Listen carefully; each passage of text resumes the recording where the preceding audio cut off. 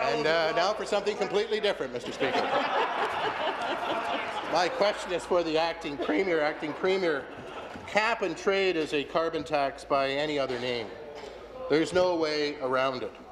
This scheme isn't about reducing greenhouse gas emissions. It's about taking more money from the taxpayers to fund this government's spending addiction. It's pretty simple. When businesses pay more, consumers pay more. By imposing this tax on businesses, you will drive up the cost of everything in this province. It's a tax on everything. Acting Premier, how much money will this scheme cost Ontario families? Thank you. Deputy Premier. Speaker, I have to say I'm disappointed at this approach. Climate change is already happening, Speaker, and we are already paying the price for climate change. Speaker, the record rain in Toronto in 2013 cost almost $1 billion. The ice storm in 2013 cost $200 million in insurance costs. Speaker, and experts are predicting that this cost of climate change will grow dramatically over the next number of years, Speaker, if we don't take action. So, what is very strange to me, Speaker, is just a few weeks ago, all parties in this House voted in favour of a motion to take action on climate change, Speaker. Answer. We are taking that action, and I expect you to stand with us. Thank you. Supplementary. Back to the Acting Premier, Mr. Speaker. You recently cancelled the Clean Energy Benefit. Many families, farms and small businesses will now see a 10% increase in their electricity rates.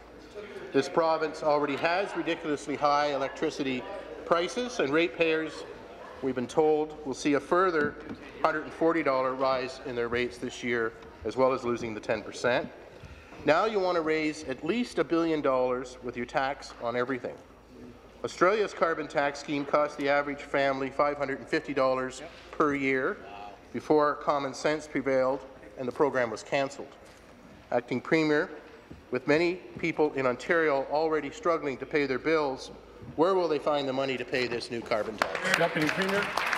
Well, Speaker, as I said before, people are already paying the costs of climate change.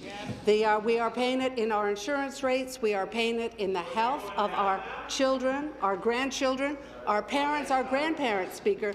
We must take action.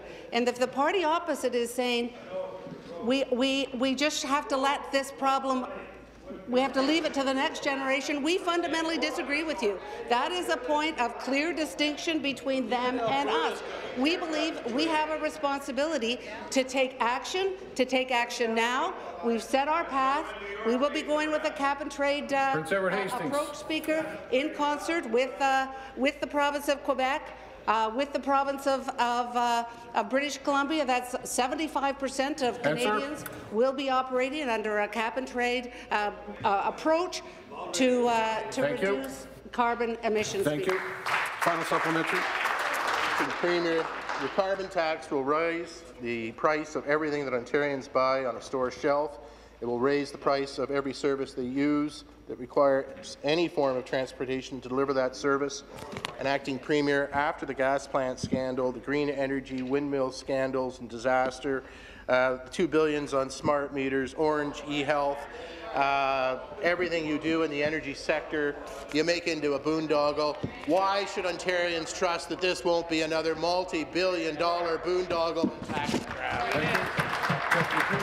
Well, Speaker, there are many people in the Conservative Party who are encouraging us to take this action, including Preston Manning, Speaker. Preston Manning, not known to be a Liberal, is saying, take action, Speaker.